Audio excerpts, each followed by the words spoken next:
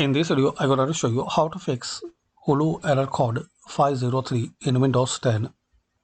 So to resolve this error, there are some methods. One of them, you need to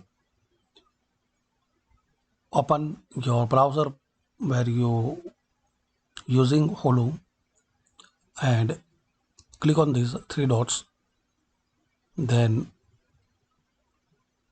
more tools, and in here click on clear browsing data. Now select all time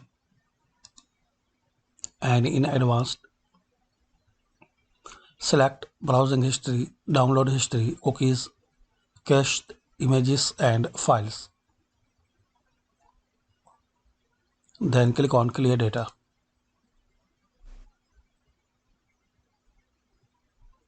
Now try to open your Hulu account and hopefully using this method this 503 error will be fixed.